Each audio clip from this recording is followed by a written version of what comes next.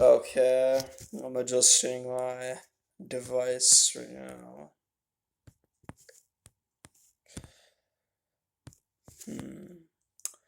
This video is clearly and obviously going to be about whatever the title says. A lot of Yu-Gi-Oh fans would be extremely surprised, or they would just disagree with the simple fact that anyone can make a claim that darts would lose a duel to someone who is not a main character, someone who is not the Pharaoh Atem or Yugi or the most overrated rival known as Seto Kaiba.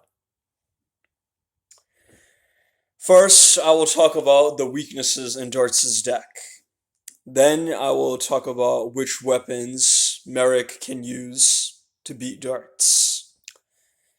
I find darts very overrated, but the Marik I'm talking about is the darker version of Marik. Both of the Mariks are evil, but this Marik is the one that duels Mai, Joey, Bakura, and clearly won that duel against Atem in the finals. Now, it's time to get on to the main point, which is Darts' deck's weaknesses. Everyone talks about the first monster card, Orichalcos Qtora. They say it can absorb all damage that happens to darts, but they ignore the fact that Kaiba did inflict damage to Darts' life points by using Ring of Destruction.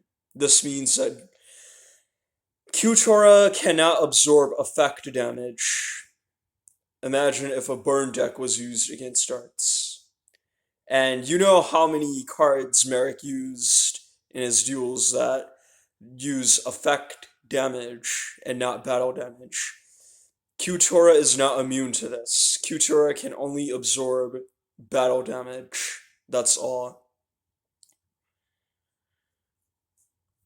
Now, the second thing they talk about is Orichalcos Shuneros.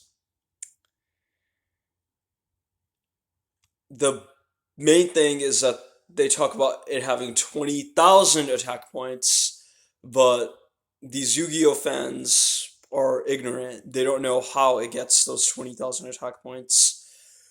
Its attack points are actually a question mark. Shunros's attack points are based on how much Qtora absorbs, how much battle damage Qtora absorbs. Because Kaiba and Atem in that duel against Darts were able to inflict 20,000 points of damage, or they would have done that much battle damage if Qtora wasn't there. Qtora absorbed all of that damage, and then that led to Shunros getting that many attack points. Another thing is that Shunros can only be summoned to the field after Qtora is destroyed. So if Qtora isn't destroyed, then Shunros will never ever make it to Dartz's field. So, first of all, Shunros being summoned is unlikely. Second of all, Shunros having 20,000 attack points is also unlikely. Another thing is that Shunros can still be defeated in battle or targeted by a card effect and destroyed. It could be destroyed by a trap card like Trap Hole or Bottomless Trap Hole. Those are not in Marik's deck, but Marik does have a monster card called Neudoria, which might be weak, but it has a card effect that can help it destroy any monster card that is physically stronger than it.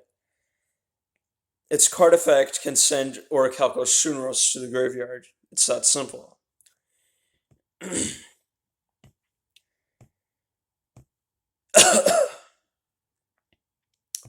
If Qtora absorbs only 500 points, then Shunros would have just that, or maybe 1,000, because Orichalcos' seal increases its attack points by 500. Now, that shows you that Orichalcos Shunros is actually pretty weak. It won't be useful in a duel against Marik. Now I should talk about the Divine Serpent Ga. The first flaw that this monster card has is that it can only be summoned after Shunros is destroyed, and Shunros can only be summoned after Kyutora is destroyed. So if these two monster cards are not destroyed first, then how is DARTZ going to summon the Divine Serpent? He can't.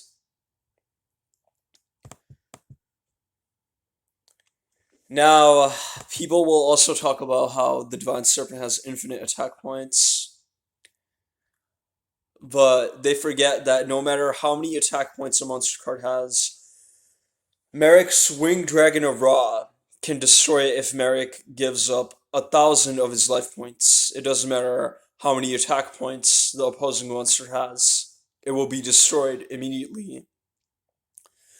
Like in the duel with Joey, Ra had 0 attack points, but Marik gave up 1,000 of his life points so that it could destroy a monster that is significantly more powerful than it, like Gilfried the Lightning. Another thing people ignore is that the Divine Serpent has a very, very big flaw, and this is its biggest weakness.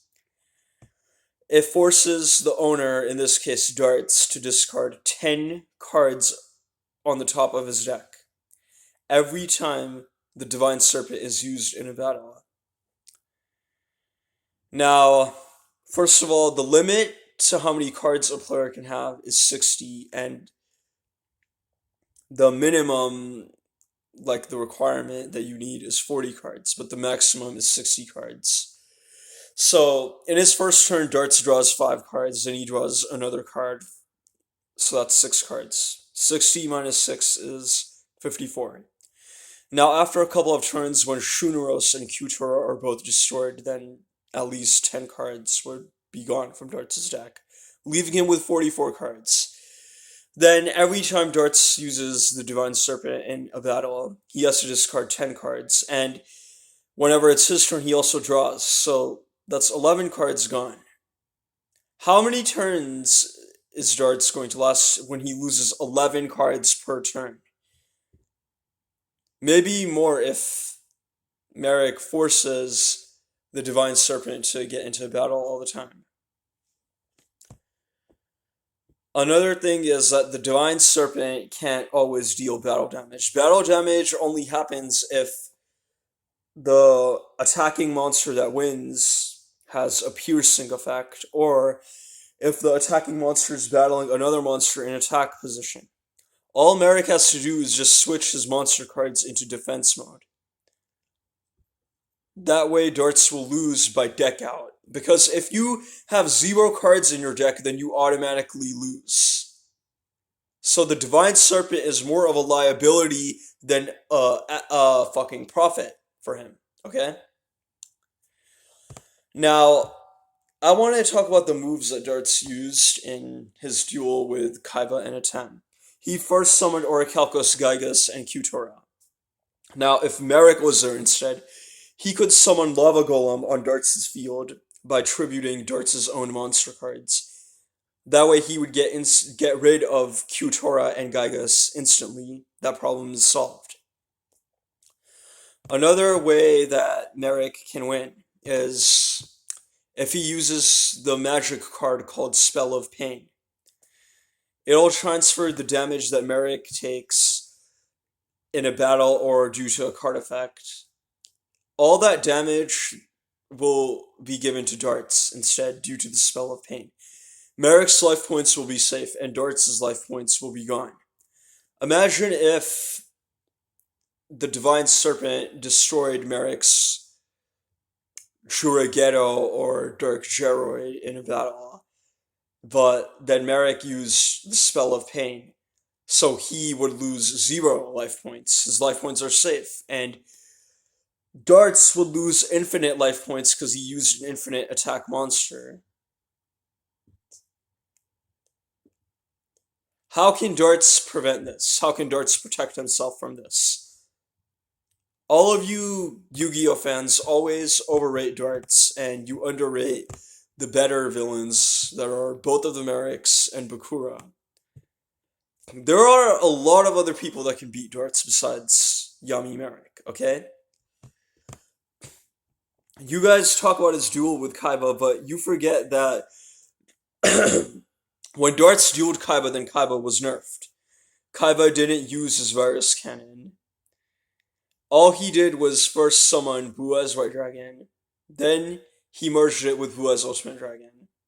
Then after that, he gave it a 10 by allowing polymerization to merge Blackluster Soldier with Bua's Ultimate Dragon. After all of that was done, Kaiba displays Kaiser Glider and Different Dimension Dragon. Do you think that this is a full power version of Kaiba or a nerfed version of Kaiba? It's clearly a nerfed version of Kaiba. That's the answer that you're seeking. There are so many other characters that can beat DARTZ in a duel, and none of them are OP. They're all from before GX, before 5Ds, before Zexal. None of the tricks that DARTZ used in his duel, the only duel that he ever had, which was against Atem and Kaiba, none of these tricks that he used are great tricks or overpowered tricks. He's not an overpowered duelist, he's not an overpowered character, and he certainly does not have an OP deck. If someone were to do their research and was open to relearning and rethinking and knowing about the decks of multiple characters, then they would understand that DARTZ is extremely low on the hierarchy. Provided with the right circumstances, even an amateur like Joey should be able to beat DARTZ fairly in a duel.